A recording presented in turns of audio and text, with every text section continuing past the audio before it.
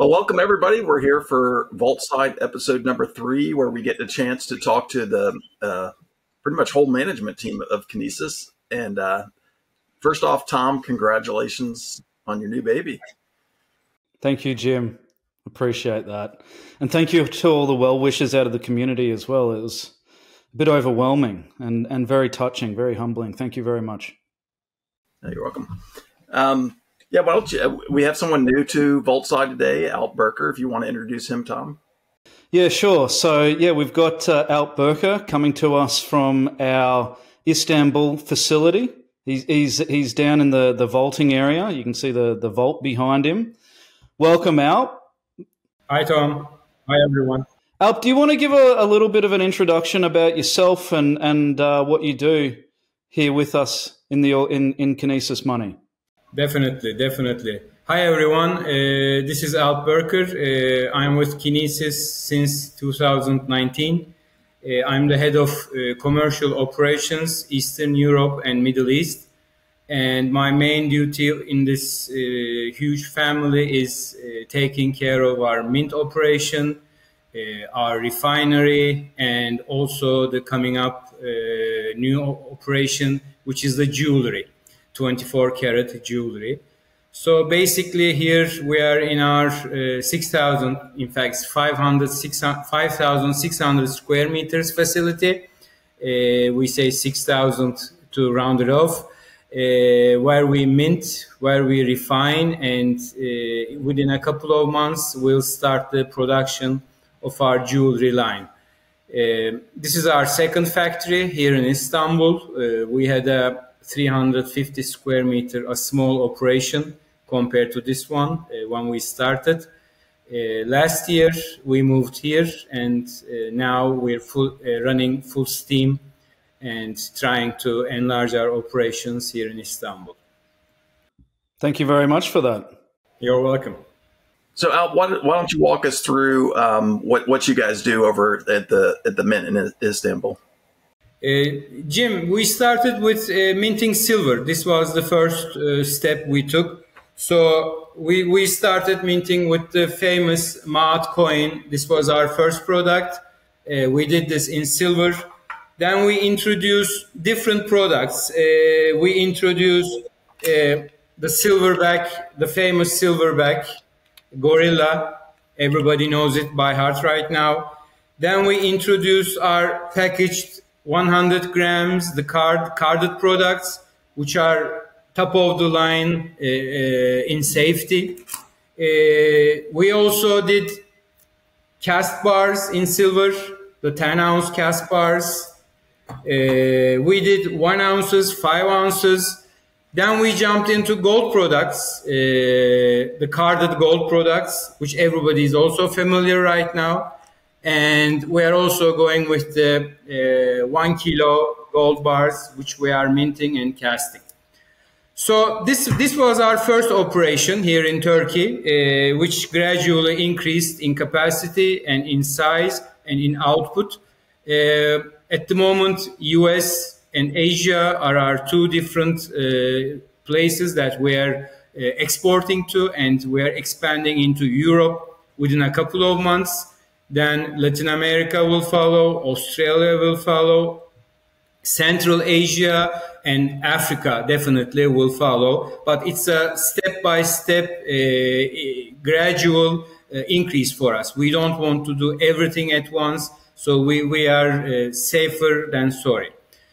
We have also the refinery, which can refine gold and silver from the ore, from the earth, or we can refine scrap metal, gold and silver, which is collected through coin stores or jewelry stores, and we refine it into 4/9 gold or 3/9 silver. So this is the refinery. And now people heard about it, but this is the first time I'm going to show you. We are stepping up into the 24-karat jewelry production.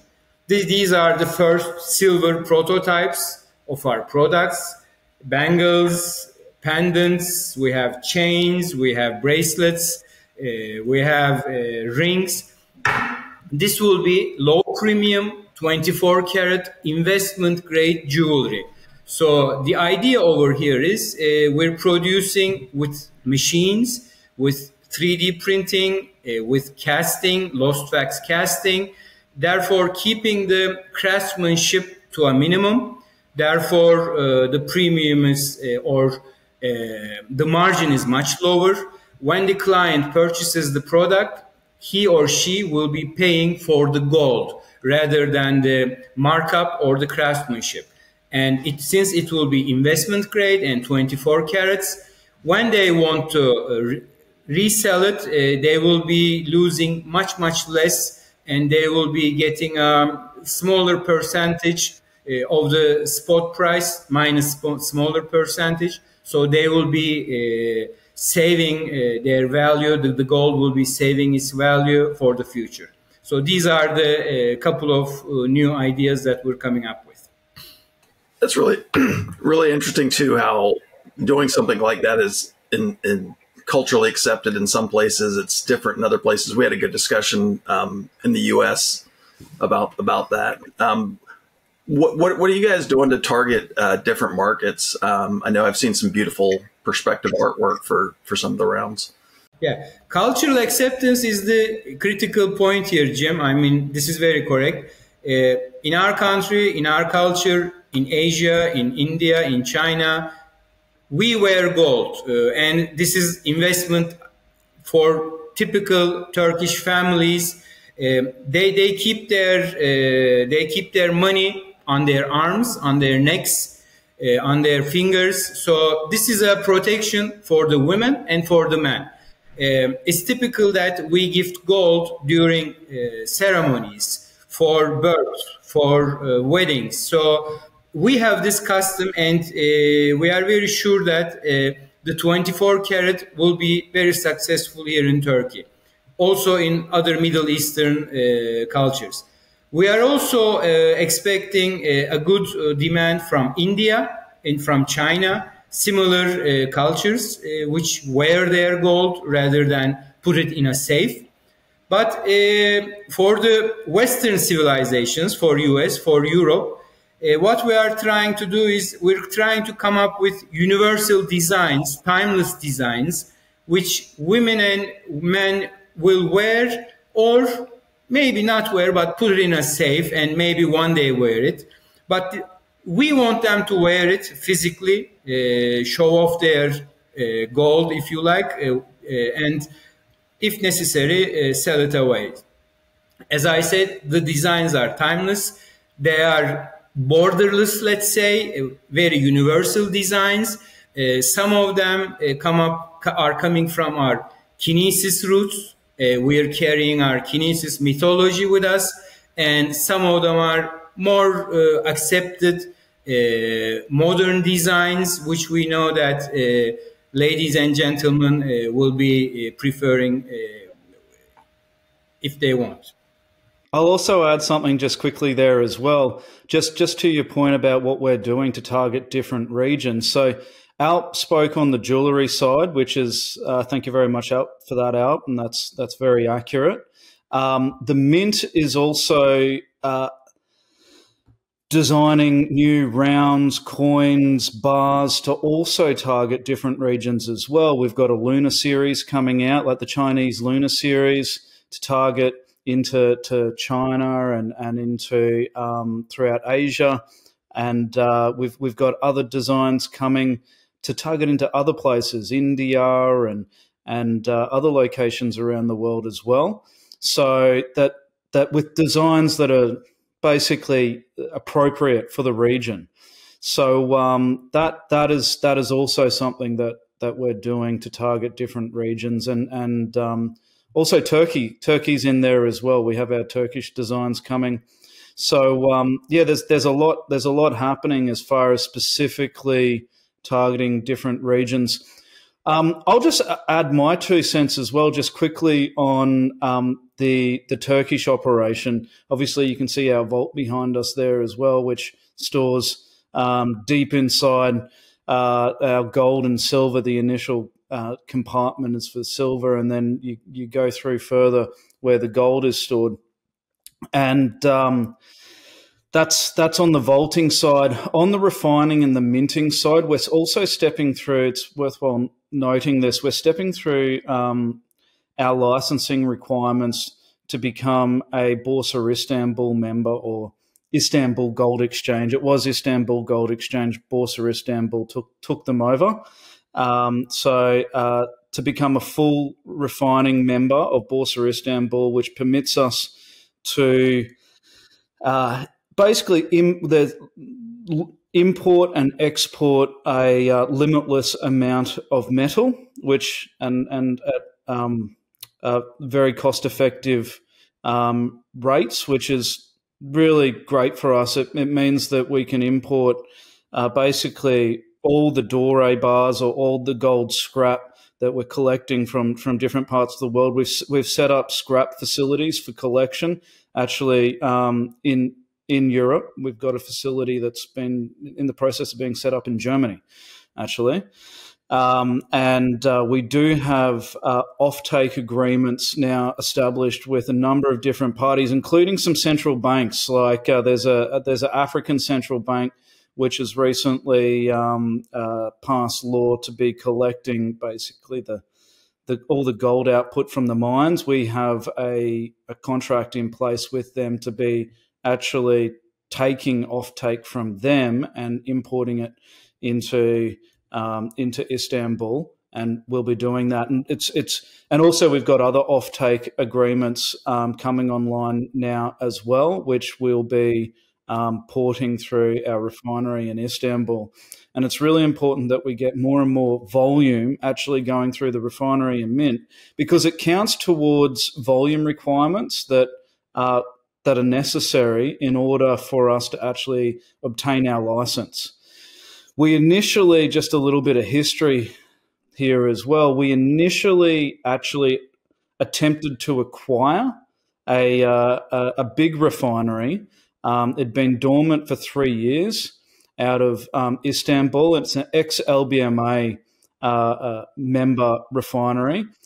Now, it had been dormant. The company had got out of the refining space, but I think they are the largest jewelry company in Turkey. Is that right, Alp? That is correct. Yeah. That is correct. Yes. Yeah. And we couldn't separate like the refining license from the remainder of their gold license.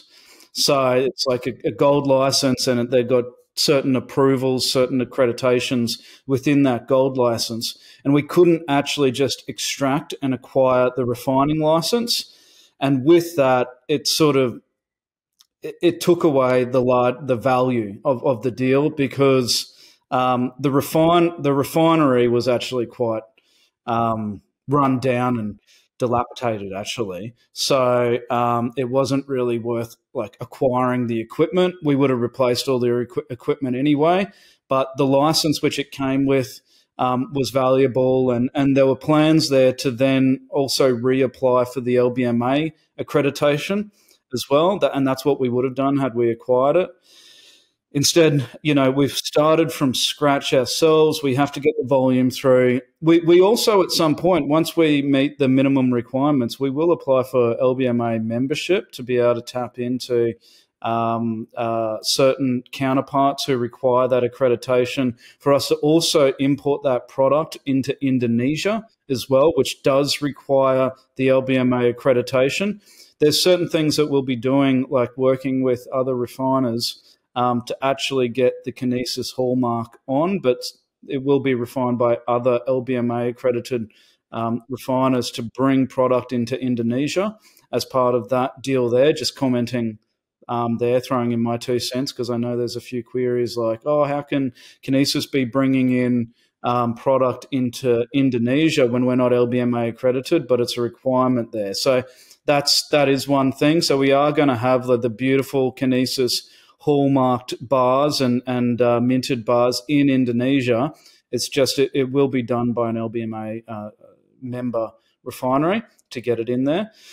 So and that sort of really that's my 2 cents, I guess, on a little bit of history and what we're doing there. We need to get the volume figures through to get these the memberships as well. I know that we're actually getting close with regards to our Borsa Istanbul membership, which is fantastic. That will permit us to actually be liquidity providers and sell the Kinesis bars into like the Istanbul Gold Exchange, into Borsa Istanbul, and for them to be in supply in Turkey. So, and for us to actually tap the Turkish domestic market from a liquidity provision standpoint. So that's great stuff. And then from there, you know, we'll start the tracking as becoming LBMA accredited as well. There's no harm in doing that, so might as well. And I'd like to let our audience know that we're getting ready for the ISO certification 9000-2015. So with this certification, our products will be accepted by IRAs in the US for investment. Therefore, we're getting ready for that. We're finishing our documentation. In a couple of months, we will also have this ISO certification. Could I just do a quick follow-up for Tom on this part? So a little while back, there was discussion of a contribution to the fee pool from physical production. Has anything been agreed on that yet? We haven't been able to lock anything in just yet. Let me go away and meet with the team again, because we're still working out all of our fixed costs and that sort of thing. The refinery is just booting up; it's just spooling up now. It's we're just getting all of our fixed costs in place. It's really difficult to sort of lock in on a percentage basis, because obviously the gold and silver prices do move around. So, but we will lock in something there. Let's I'll come back to you on the next Vaultside chat, and we'll have something. We'll look to apply something retroactively as well. We know exactly what has been put through the Mint and Refinery. So we'll come back to you on that, and that'll be applied into the fee pool, and we can go from there. It will require a bit of tech maneuvering to get it in. It'll be like an end of month adjustment, but yeah, we've made a promise there, and we're going to deliver on that. Okay, great, thanks. All right, so Tom and Eric, everybody's really excited for the Indonesia official launch with support by the Vice President. Eric, you want to give an update on how that went and what's coming? Certainly, thanks, Jim. Yeah, it's a big milestone. Of course, the launch of PosPAY Gold. It's been a long road, as we know, and we appreciate the community's patience. Together with us, we want to move as quickly as possible as well. But look, we had a bumpy road to begin with. We've transitioned from an ABX model to a Kinesis model. We had a 2+ year shutdown due to the pandemic, and that waylaid a lot of progress. But here we are, and yes, it was a great event. As you say, the Vice President and ministers were there to support it, and I have to say, with the Vice President endorsing and officially launching PosPAY Gold, that's a very unique thing in Indonesia for certain. In fact, there's a couple of unicorn applications, mobile apps in Indonesia, Grab and Gojek. They're primarily rideshare apps and food delivery, but they have other services as well. But never would they even contemplate having the government endorse and launch their app when they came out with it. That's rather unheard of. And there's two important elements to that. The first is, we support and have gone down the road of a public-private partnership, and not just with the post office, but with the commodity regulator, the government clearinghouse, the national exchange, which is also partially government owned, et cetera. So that public-private partnership is what allowed this venue to happen in the way it did, with the vice president of the country endorsing it. And the second piece is, we've sent across to the community a few clips of the event and newscasts with English subtitles. We did that recently, I believe. And you'll find that throughout all of that talk by the ministers, by the directors of PT-POS, by myself, and by the vice president, the concept of this investment being Sharia compliant is really important. It's pervasive throughout everyone's speech and everyone's commentary to the news media. It's bringing a Sharia compliant investment into the digital space. And it's the first for Indonesia, the largest Muslim population in the world. And that will be a very important factor for the commercialization of this. So that milestone has happened. It now allows the commercialization to really take hold. The balance of this year, the PT-POS has committed a budget where they're doing road shows and they've already done several to major cities and minor cities of where they have regional offices, doing road shows to employees and their contacts to present, the value proposition of Sharia compliant gold savings and investment product through their app. Continuing on to next year, they've committed to a substantial budget to, in a more traditional type marketing effort. And in addition to that, although I don't have the exact particulars at this moment, there is discussions floating about mandating their employees to have a small percentage of their salaries each month going into the KAU Gold product, 2 to 5%. It depends on your level of seniority and your level of employment there. Anywhere from 2 to 5%, 5% for the higher management people. And so that will be, that will contribute significant volume in itself. So that's the latest with PosPAY Gold. I would say, we'll see a small ramp up through the rest of this year, and then things should really pick up in 2024 for sure.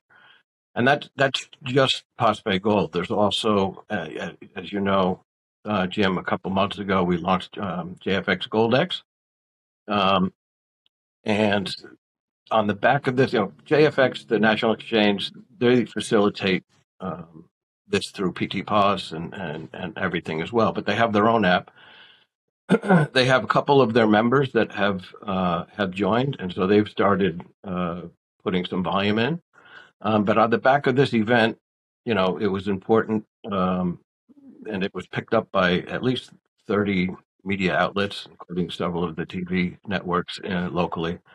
And on the back of that, JFX has gotten 5 new of their broker members signing up to provide the JFX Gold X app to their client base, which is typically a more affluent client base with higher investment profiles. And so that's JFX Gold X. So again, we'll through the balance of this year, they've also committed a marketing budget for next fiscal year. So we'll see a small ramp up from them for the balance of this year. And then next year should be, again, a banner year for that. And then finally, for NU, the big 100 million member social religious organization, in my opinion, that's really the prize here. And they're scheduled to, the app is through ourselves and our partners in Indonesia. The app is all built and ready to go. It has the same platform and footprint as PosPAY Gold and JFX Gold X, with different branding, of course, but Gold to Mecca and Gold for Nation and all the other elements that are part of the other apps. So that's all built and ready to go, and it's the intention at this point is for that to be launched in mid-November, and that will be a very big event. And again, the same thing with the Sharia compliant nature of these investments. That will be even ever more so important for this audience of those members. So things are looking good. It's been a long road, as I said, but for the balance of this year, we'll start seeing some ramp up, and then 2024, I believe, will be. I'm very confident that will be a really banner year for the Indonesian business model. So it's interesting. On our Reddit community, somebody posted an article by an organization that determines kind of what Sharia compliant means for gold. And it's interesting. It's actually all the things that the Western, some of the grassroots movements in the West is calling for, i.e., it's a bailee relationship. It's not a promise to pay the gold; it is ownership of the gold. It was really interesting to read that. It's I think it's important not just for Sharia compliance, but also it's the right thing. It's the right way to structure something, even for us in the West. No paper gold. It's got to be allocated. Agreed. It's keeping that allocation, and it's keeping that direct line between physical ownership and the digital representation of it. And that's an important piece. And look, this is it. Islamic banking is not everything in Indonesia. It's a portion of, but conventional investment is also a large part of the ecosystem there for investment. And so this fits, both categories, and but through these particular partnerships that we have, the Sharia compliance is going to be a big factor for sure, especially with NU. Eric, can I ask a follow-up? So some of the things I've read that the government was putting out related to just wanting to become the center of Islamic finance. So it's more global than just Indonesia. Can you speak to that? And is that something that we should see other nations sort of look towards Indonesia to be their model, and then creating this center of Islamic finance that they're talking about? Yeah, so look, it's Indonesia is the 9th largest economy in the world, and so within Asia, it's just behind China and Japan. So they feel they have earned the right, especially in ASEAN, for example, to be a leader in the space of Islamic finance, and they're the largest Muslim population as well. So I can't speak necessarily to how that will augment itself through the region, but certainly, we've had discussions with the post office of replicating what we've done. They have offered to make introductions to other government postal services within ASEAN to explore, doing something similar. Again, a public-private partnership. So those things are certainly, in play and being looked at.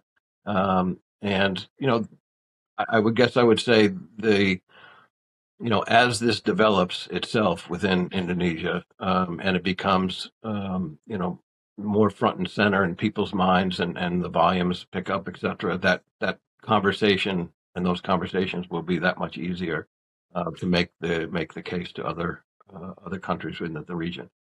Now, we're also, fairly close, we're fairly close with this public-private partnership model in other jurisdictions as well, not in Asia, yes, but also elsewhere. And it's a model that's certainly working well for us. So Tom, you want to introduce David Charles, who's new here to Vaultside? Yeah, sure, Jim. So, yes, we do have our General Counsel, Mr. David Charles, appearing for the first time on Vaultside. Welcome, Mr. Charles. Let me just say that he's also a director within the group as well. He's been a director of Allocated Bullion Exchange back even when it was Australian Bullion Exchange, going back in the old days, 2011 upon foundation. Dave's actually an old school friend of mine. I remember we met on actually the very first day of high school, in form class in high school. Been good friends ever since then. And I remember, Mr. Charles, you said to me that, we would go into business together one day, and it actually happened. So anyway, I'll hand over to you, Dave, just to introduce yourself and maybe a little brief history of your professional background and what you're doing within the group and your team as well, and what we're doing on the corporate governance side and roles and responsibilities there. Sure. Thanks, Tom, for those kind words. And so Tom and I met a long time back, and whilst Tom was gestating the what became ABX and then evolved into Kinesis in terms of the gap in the market and the requirement for better access to physical metal and just a better ecosystem around it. I remember when you brought that issue to my attention, or that gap in the market, or that problem, must be 15 years ago. And we're still on that journey. We're still trying to get fairer, more accessible, and everything we talk about is really predicated on getting to that position. So, as Tom said, I was appointed to the ABX board around that time, and have sat on that board since. And being fairly young at the time in a legal sense, I was practice in Australia, in Dubai, in the UAE, in Saudi Arabia, but with M&A and dispute experience and transactional interaction pretty much globally, a little less in China and Latin America, but otherwise good smattering of experience in many jurisdictions through those engagements. We're still, the legal team is still centered in Dubai. That's partially due to it's a legacy of where we all were physically, but if you look through that, it's also an excellent time zone for us to collaborate globally. I mean, the only time zone that's not really convenient is the west coast of the US, where we don't have a great deal of physical presence in terms of staff. So it's but also, the Middle East, we want to do more there. They're still getting their regulations together. The inertia out of the UAE and Dubai, particularly Abu Dhabi to a lesser extent, is also quite strong, but it's taking a while. They're treading carefully, I would say, to make sure the framework's developed in a meaningful and logical sense rather than a rush. So we're positioned there to take advantage of that as it unfolds, and we're doing all we can there to stay on the edge of that. Moving to the team itself, so we have another 2 full-time companies, one based in New York, one in London, in the north of England, but he's back and forth to the UAE and maybe some time over the next year or so. And we also have an experienced solicitor in Scotland that is actually acting in a paralegal capacity. So we've got good coverage in terms of experience. We've got New York admissions. We've got all the other common law admissions that we need to do what we do. And just a good depth of private practice and in-house experience across the 4 of us to get on top of our regulatory challenges. And in that respect, this and Tom, is this a good time to the corporate governance, the trustee / bailment things, or would you like to later on and with better context? Yeah, sure. Far away, Mr. Charles. You might as well cover that. Yeah, sure. Well, let me just round out what we do. Yeah, so that's we support the group globally at the four of us. And look, it's a challenging. Everyone knows that's watching this. It's a challenging and evolving and fast-moving landscape. So it is tricky legally because this is everyone says new. I think it's a little. It's not a cop out, but it is. This is a landscape that changes with each case that's decided, with each case that doesn't get sent to the bench, that's plead out or settled, can hold up that jurisprudence. So our primary function, other than day to day, is to assess not only the business requirements of Kinesis, but to position the business in a way that protects our community, our users, that puts the underlying assets away from any other commercial concern. That's at the center of it, and we'll touch on that. And to move with the regulators to stay compliant and to deliver the system that we offer to our users in the safest and the most compliant manner. But it is challenging. It's an evolving landscape. So we're very busy responding to this. Is not like working in healthcare or defense where there's a set of rules that have been around for decades that you just slot into and crack on with the day to day. We're in a different part, which we enjoy, but it's challenging. So with that, I'll switch back to Jim for any specific questions. David, welcome to Vaultside. Something we've talked about in the last couple episodes is the Bailey entity. Do you have an update on that? Yeah, so thanks, Jim. So as I mentioned, that's core to our offering, ensuring that is legally separate from anything else. We've updated our terms to be released in due course to make that clearer. And I'll get into the specifics of the question. So I think we could have been clearer on when we refer to certain limitations of liability, what we're referring to, and organically what we were referring to and are referring to is in relation to our operator, our position as an exchange, not in relation to any of the underlying assets. And you'll see most terms and conditions of most exchanges mirror that. But we've sharpened that up, and we've made it. We've responded to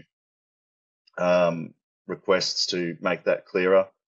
Now, in relation to the Bailey entity itself, so that's a vehicle that's set up to allow for a bailment regime. Bailment is without sort of dispensing legal advice to those that probably know a lot about it, it's a creature of law that wasn't set up, if you like, or didn't evolve to deal with pooled assets, but the jurisprudence and the precedents have evolved over years to consider those. Now, to that end, we want to make sure that our Bailey arrangement is as good as it can be in terms of where the law sits. So to that end, we've engaged two barristers in the UK who will then, by way of creatures of Cayman law, effectively tell us, and to the extent that we can share that with the community, we will. But certainly any amendments to how we use the Bailey company in relation to bailment specifically, or if we are of the view, based on this opinion coming back from council, that bailment is inadequate or there's something better, there's a better trust arrangement we could incept to make that delineation between our operations as a commercial exchange and the underlying physical assets, then we'll use that. If it's better, we'll use best practice. So, Jim, to your specific question, I'd answer it by saying the Bailey entity is there and is usable for our current approach to bailment, which we're comfortable with. But as I say, we want to keep on top of that. We want to go further. So that's why we've got the opinions of UK Council coming through, and we'll amend our offering to make that stronger and clearer for those underlying assets in our community. We should be set up, Jim, to move to the Kinesis Bailey company by the next audit. We've got the account set up now at major vaults, and so we should be in a position to move it across before next audit. Okay. Well. Great. Just need all those things to slot together. The barrister's advice, and we've got the slotting those terms into our terms and conditions, as Dave mentioned as well. We've got new terms and conditions coming, and let me just quickly make note on that as well. We've done a real comprehensive analysis of basically all gold investment or precious metal investment platforms in the market. Also, other crypto exchanges in the market, and even broader from there into commodity exchanges and that sort of thing. I mean, the analysis on the commodity exchanges was previously done, and we are at the very top. So we will be leading as far as limitation of liability is concerned in there. Now, insurers do require a limitation of liability.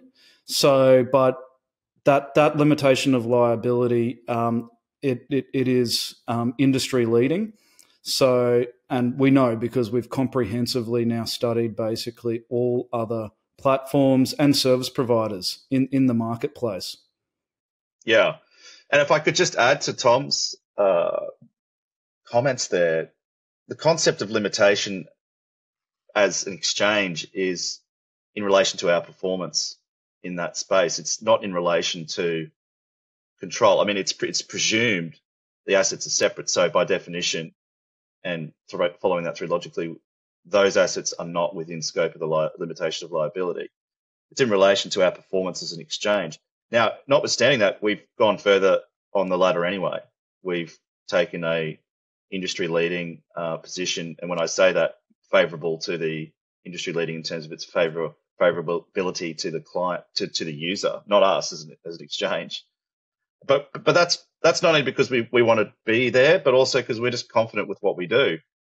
And when and if little things happen from time to time, which is extremely rare, then we always make good. We don't have to lean back on these clauses. But even with all of that said, we're at the peak of what's available in terms of making that friendly to clients.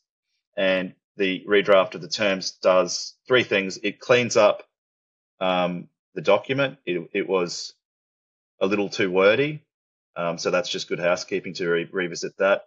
It makes clear the limitation isn't applicable to physical assets that underpin, to the extent that there was any ambiguity around that, which, as a lawyer, I don't believe there was, but who cares what lawyers think? We want to make that clear. And three, it increases the limitation in our commercial operations to being industry leading. So it's a worthwhile exercise, and we'll continue to revisit that to stay at the fore, whatever the issue is.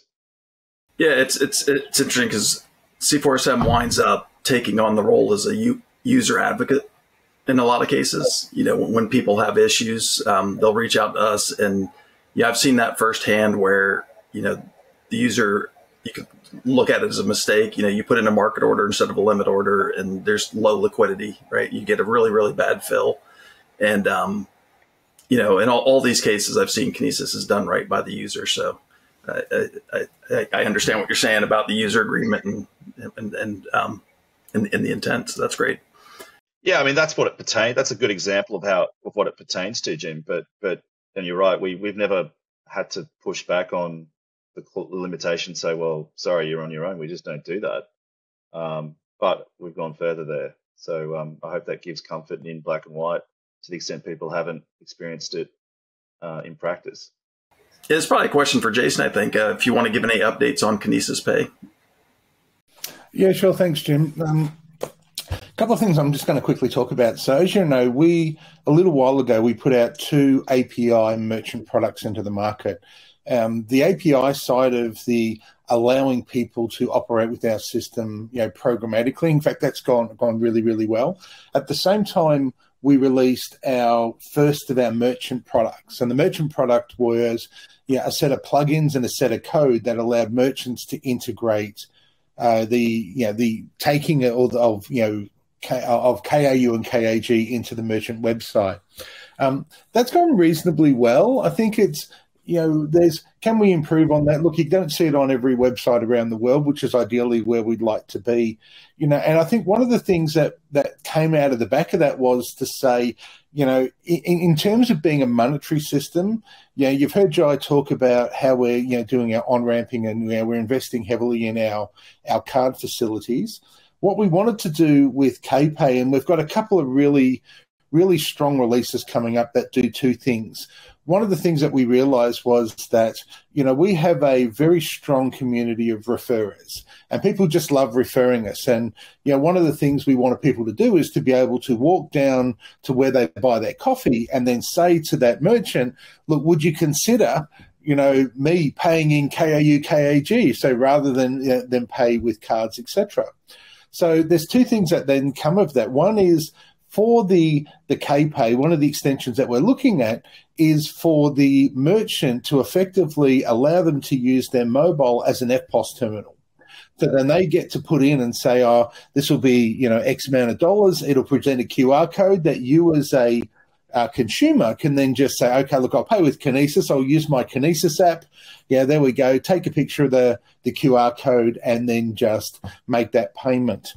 Now, that's one side of it. The second side of it is we're aware that particularly if you look through Asia, there's a lot of businesses now that offer QR codes on tables. They offer QR codes up on top of their cash registers, which are effectively open-ended payments. So we're coming up with a facility where we'll take that QR code, instead of being locked for a very specific amount and for a very specific, transaction, it'll be an open-ended code that the merchant can then see, I've just been paid by, so-and-so, and we can make that transaction.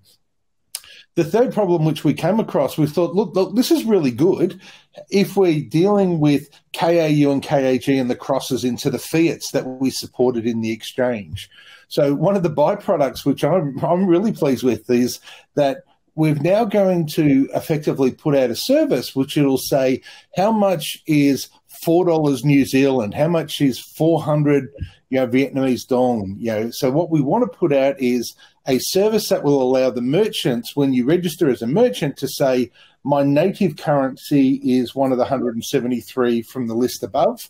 Now, if this is my native currency, when someone comes in and you want to price, a coffee, for example, right, in Melbourne it's $6. So you say, right, I want to put in my $6 Australian, and it says, here's the price for KAU or KAG. If you're in Vietnam, you can do the same thing. If you're in United Arab Emirates, you could put that in, or any of the countries. So it doesn't necessarily have to be a currency that's specifically crossed in the exchange, but because what we want to do is we want to make it really, really easy for merchants to accept KAU and KAG with absolutely minimal friction. So, Jason, are you saying then that the merchant would be able to convert the KAU that they'd received into their local currency? No, it's actually the other way around.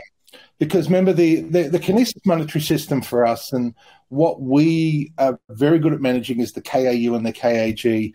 Our intention is not to become a global fiat conversion. I think it's the other way around, because we know that if you think about a coffee shop in New Zealand, and New Zealand's my example, it's not Australia, it's got its own currency, and then we say that in there, your coffee in New Zealand is $6 in New Zealand dollars, right? And what we didn't want people to do is have to go through jump all the hurdles and try and figure out what a cross rate is, and then come back and get the gold rate and know what KAU was priced at.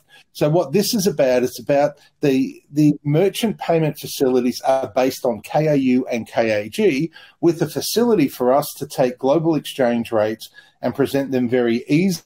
So someone can say, my payment is $6 in New Zealand, and that equates to 0.2 KAU, for example. Okay. So it's all about KAU and KAG. It's not specifically about receiving fiat. It's about receiving KAU and KAG, and then having that flow all the way through to our back end in the KMS for the merchants, so that they get a very clear list of where the transactions have come in, who's made the payments, etc. Okay, thanks.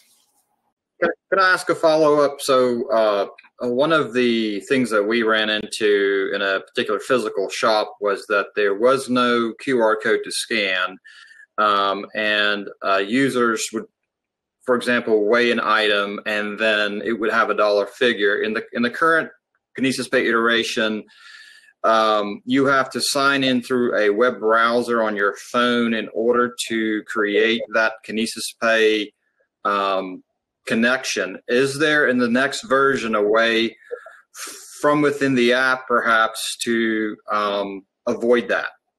Absolutely. Look, there's a couple of things that we're coming on.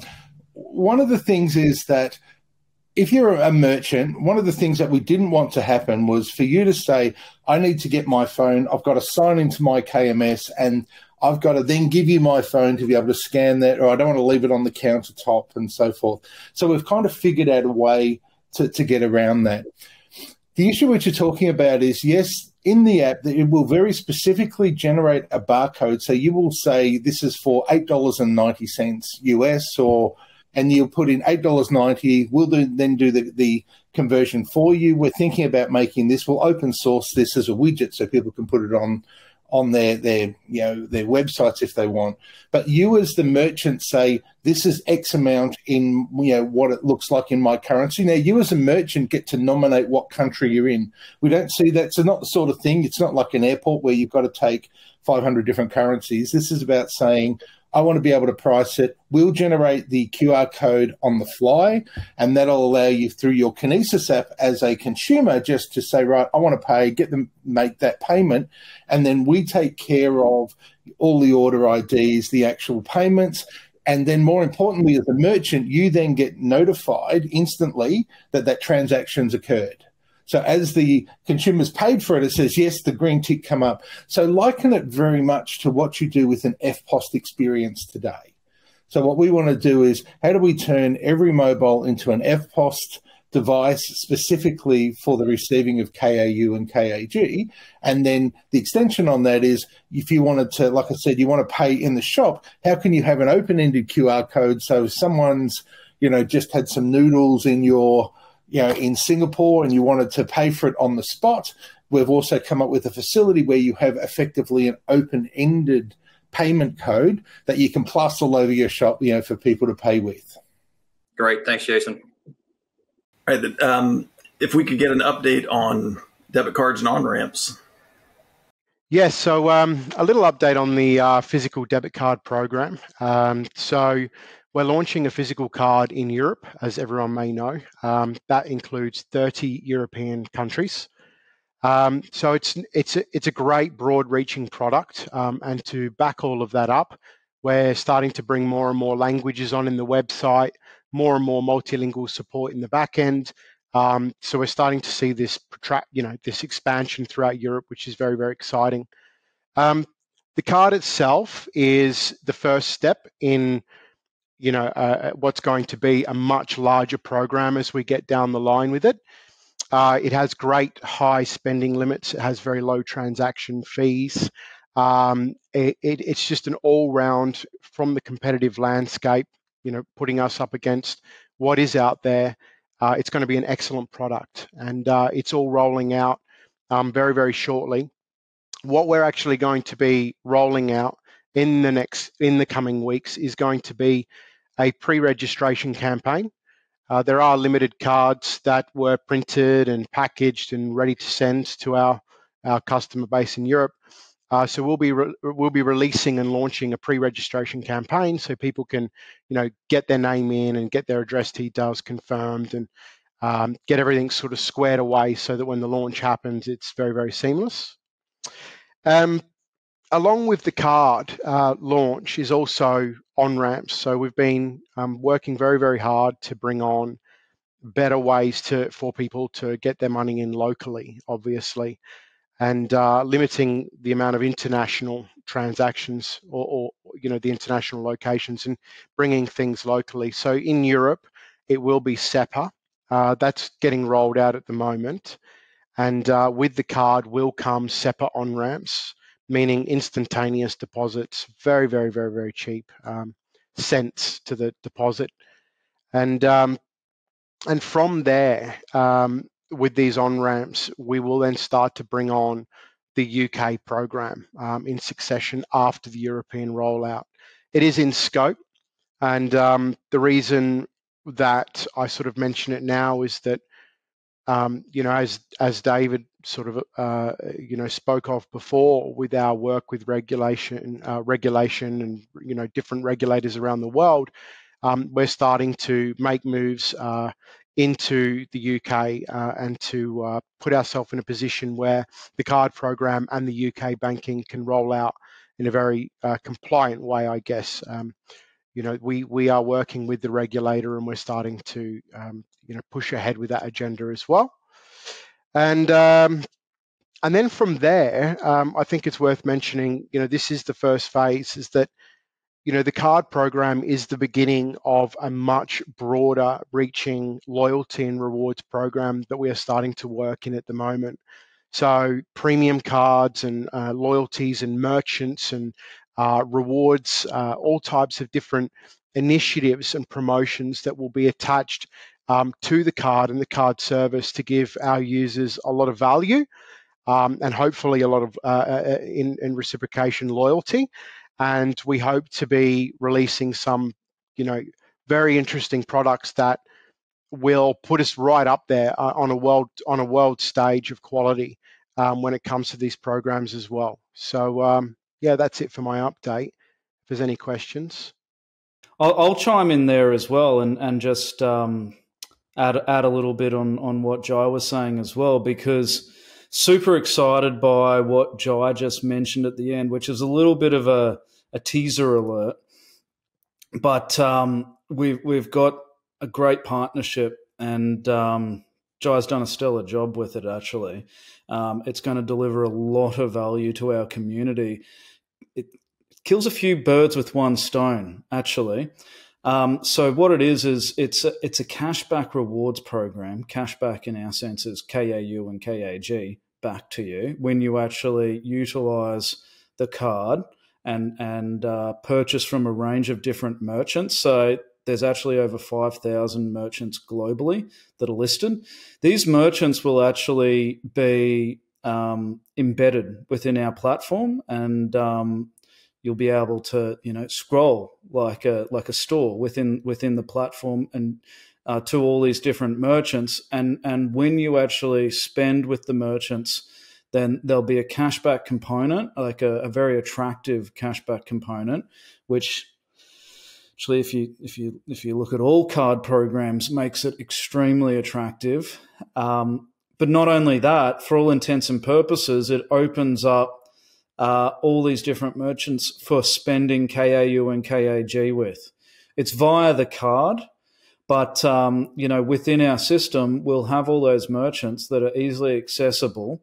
They'll actually be cash back to the user, and there'll actually be also a contribution going into the fee pool as well, because the way that the cash back works is the merchant pays commission for it. So there's a component that goes to basically the consumer, and there's also a component that goes to the fee pool, which that's the component that actually goes to Kinesis.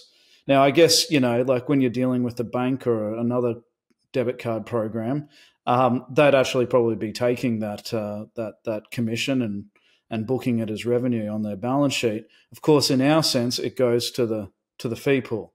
So there's two components. One that will go to the customer, and the second component that will go to the fee pool. So that's even sort of, it's doubly boosting, or even more than doubly boosting, actually, because the merchants actually pay decent commissions. So as our users actually utilize that facility, there'll be much more going into the fee pool, and they're getting cash back and incentives for actually utilizing the card. So yeah, pretty excited by that program coming. We'll be cycling onto that post the release of these a number of these projects coming up. It's been a while since we've had a big development release. It's because we've been working on such huge projects all at once. But we're going to have a lot of resources freed up as these projects get released, and then we'll be able to cycle onto that next one. Can I ask a follow-up on virtual debit cards in regions that have not launched? What do you see next as far as timelines? Yeah, that's a very good question. We are somewhat beholden to our service provider there. It's close. It's very, very close. They give us timeframes, and then those timeframes unfortunately do lapse. It has been a fluid environment from a regulatory standpoint. We all know that. And our service provider is just ensuring that basically all boxes are ticked from a compliance standpoint. We actually should know a lot more by the end of this week, and but I know that it's extremely close. I understand that there's 17 new regions coming, and the US is in there. Last update that I had directly with them was that we were good to go. So I'll be interested in understanding, when that actually is. It's soon.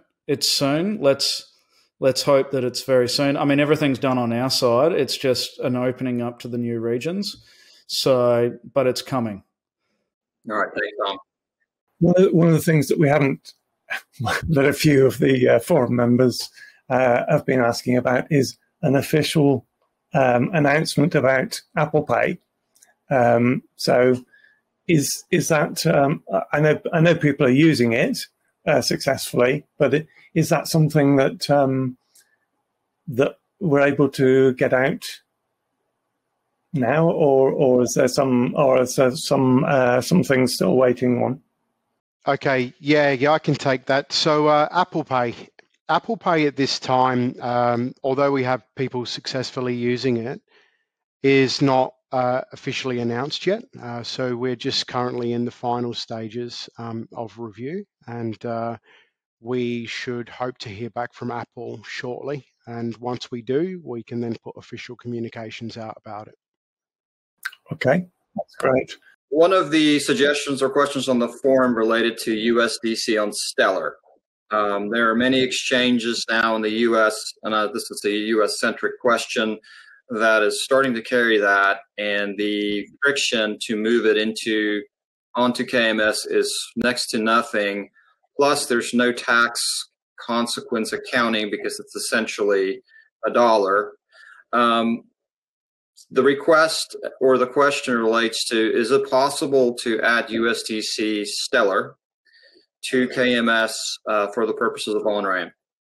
We can definitely look at it for sure. We don't have it currently scheduled, but we can look at that. Yeah, I mean, Jason, do you want to add anything there? I mean, this is something that will need to be proposed to ExCo and go through the necessary sort of steps and approvals there, and for it to get put into basically the development pipeline. But yeah, just also interested in Jason's thoughts on it as well. Just we're sort of just on the fly here. Yeah, I mean, because it's on Stellar, it's effectively free compared to if it's on Ethereum, which is USDC that's on the exchanges currently. Yeah, Rhino, you cheeky. Look, my kind of thoughts on this are, we are asked quite frequently to add all sorts of stuff, all sorts of tokens, for many different reasons because they're good.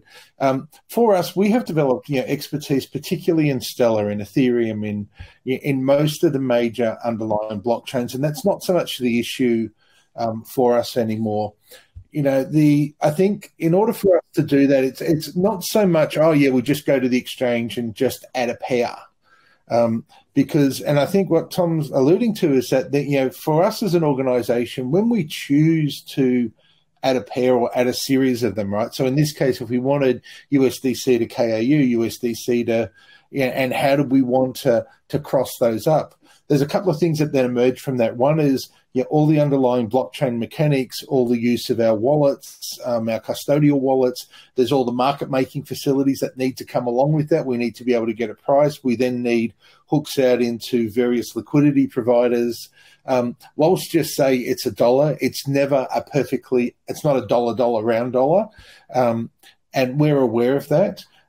So, you know, one of the things that we do is we take, you know, all of these recommendations that come through from the forum seriously, and we'll, you know, work through them. As Tom said, we'll then have generally a long, fairly robust conversation, because there's, you know, if you think about all the other tokens that are out there in the world that we could add to the exchange, and I think it's, you know, for us, it's also, as we kind of cross into the Kinesis Pro that we're about to talk about, I think it's about where's the logical home for these types of tokens, right? Is it in the KMS? Is it somewhere else? Should we be doing it?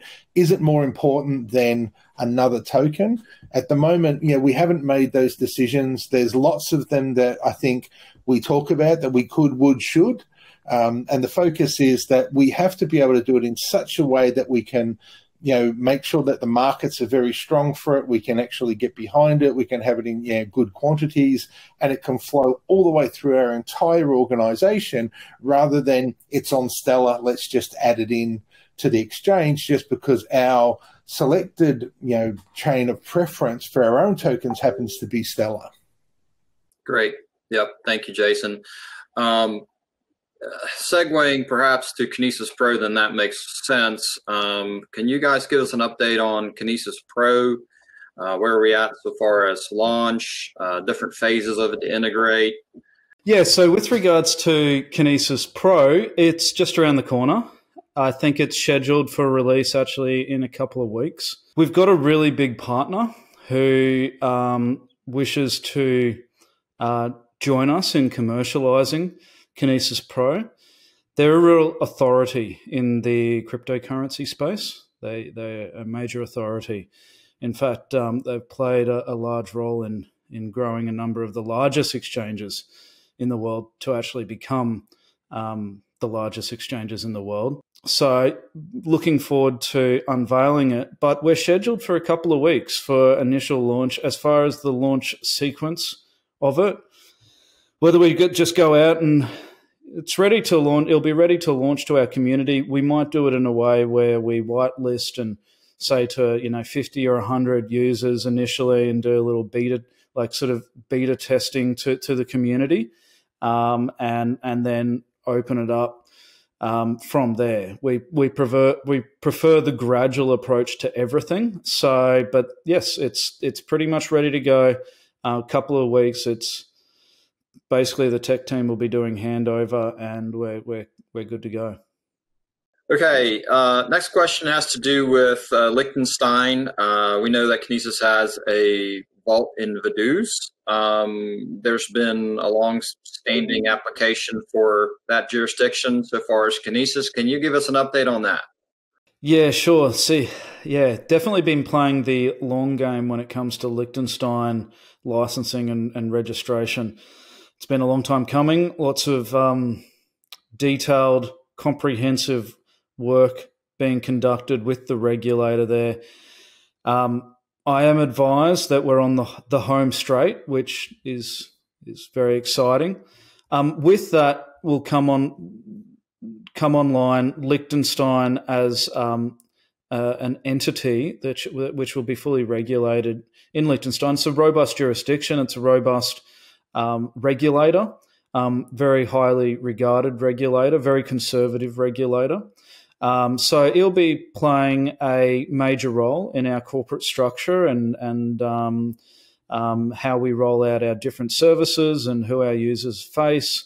That corporate structure is still all yet to be unveiled. We have a plan as far as that, how it all slots together. It's a regional plan. and it's a service-related plan as well. So some services being offered through different entities that are regulated for different things, but also, where we have entities regulated for the same services, then it's regional as well.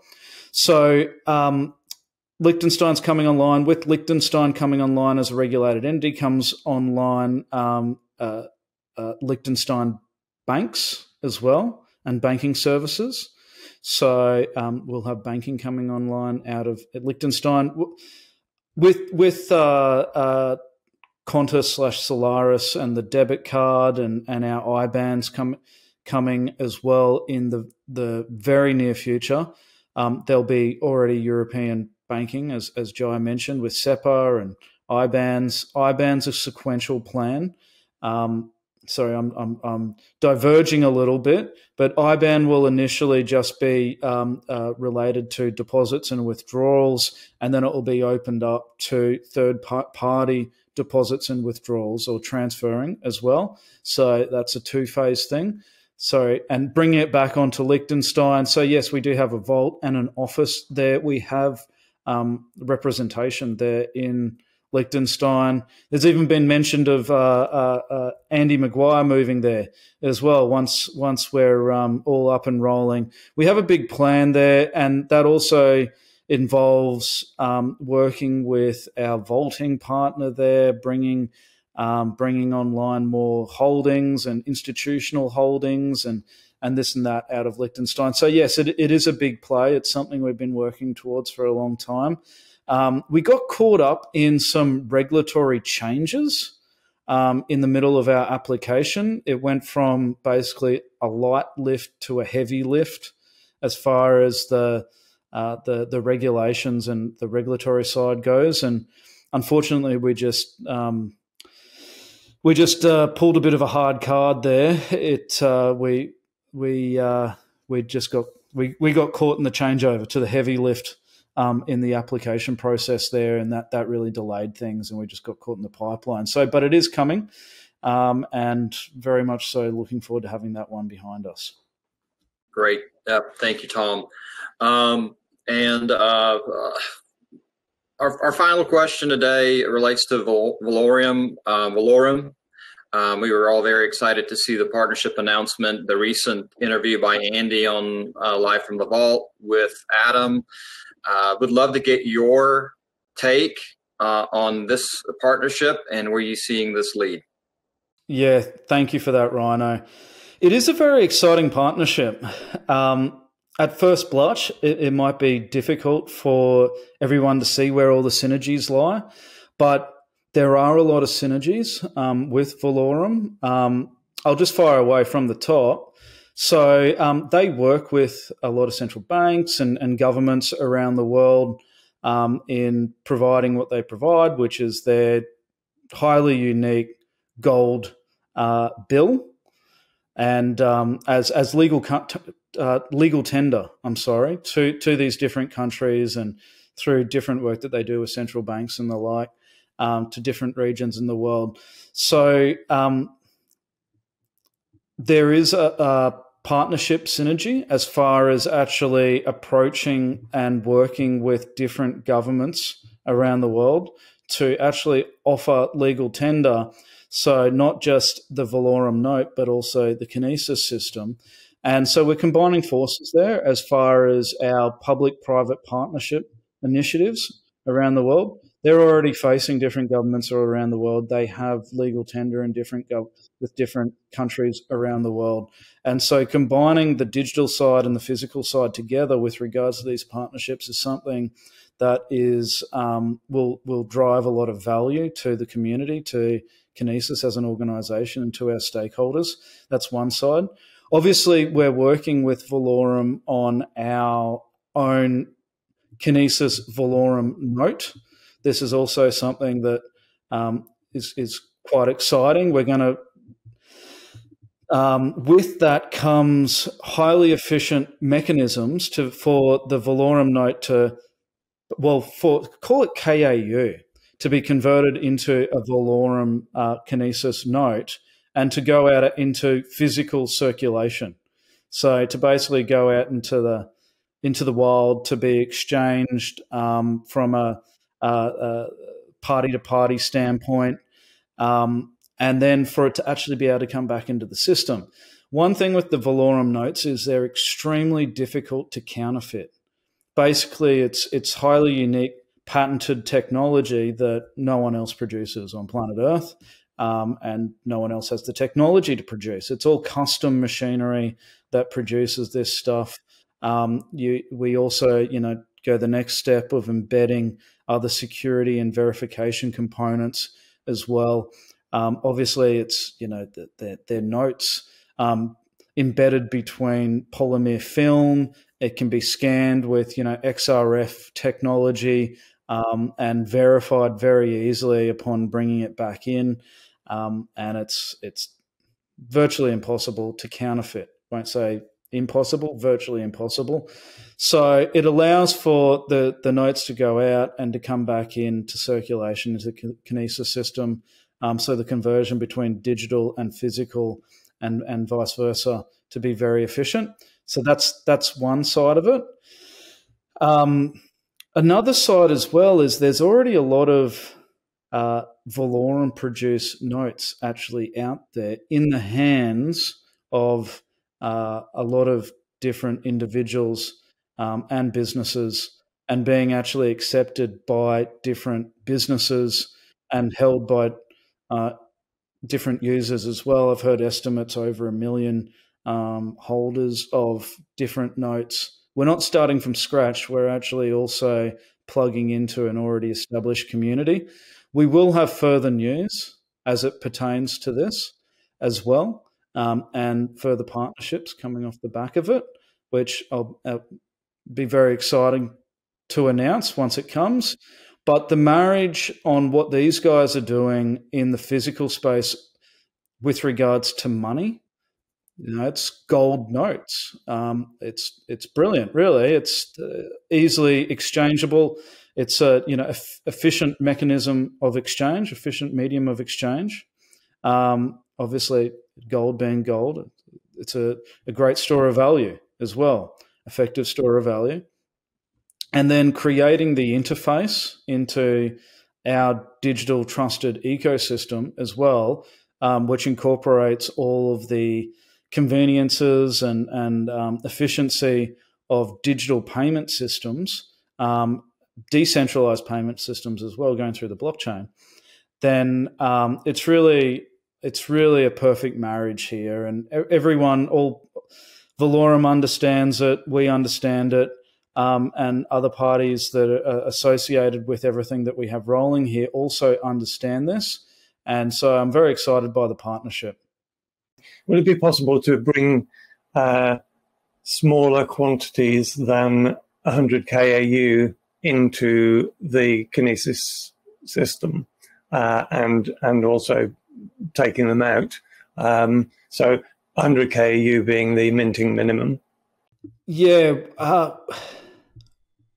I don't think we'll change the minting minimums, but certainly as far as withdrawal out of the system and then deposit of them back in, then yes, that's what will be occurring with Valaurum. There'll be a conversion there, but what it means is that the conversion stays the same. I mean, there needs to be some rules. There are rules and mechanics associated with it. As far as the in and out is concerned, verification, the actual the condition of the notes and that sort of thing.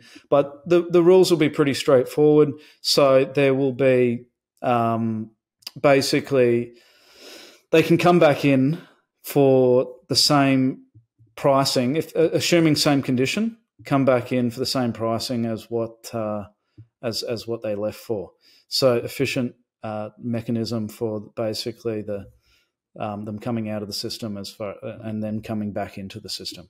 Yeah. Okay. So would there be a separate process to minting, or is the only way to put them in minimum quantities of 100 KAU. The conversion and withdrawal out of the system will be going much lower than 100 KAU. We'll be down to 1 KAU and lower. So it's like 1 KAU and lower. Can you speak, Tom, to how you plan on dealing with a premium so far as these bills? So obviously these bills have a much higher production cost associated with them in turning them into the beautiful bill that they are, and in that very small denomination, it does have a much higher cost. But if you convert your perspective to understanding that cost is actually value, and that value is embedded in the note. So the value has note beyond just like the gold quantity. Even though the note, the note will actually, at the moment, if you look at, say, for example, another organization that utilizes the Valaurum note technology, they're called Goldback. And I know you guys at C4SM have actually done an interview with Jeremy before. And I understand that Goldback, they traded around 100% premium. Now, but that's actually the value of the note. So you might buy the note for that and then sell it at exactly that.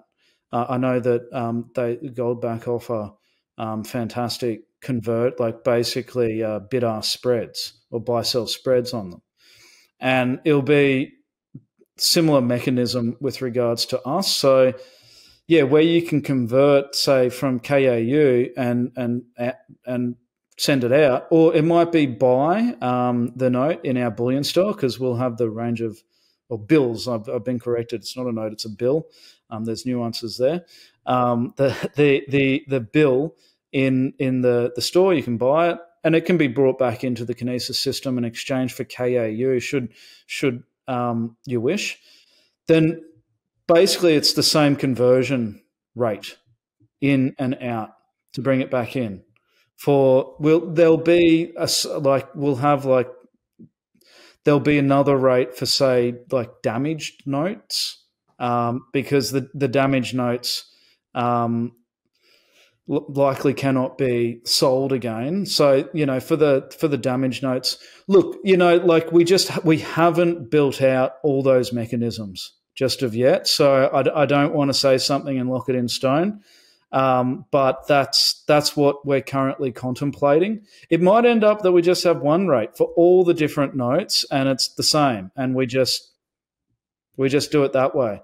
So Yeah, that's great. Really, I think the bottom line is that the premium is built into the value that the user then can go and spend.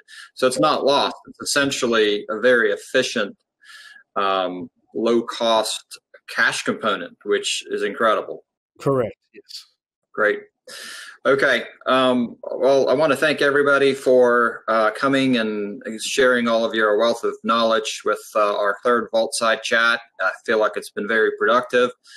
We want to encourage the community to continue to submit questions, vote on questions. We try our best to get to as many of them as possible. As you can tell, we could talk about this for another 2 hours and probably still not get through everything, but thank you very much for your time and attention to all of these details, and we'll see you on the next one.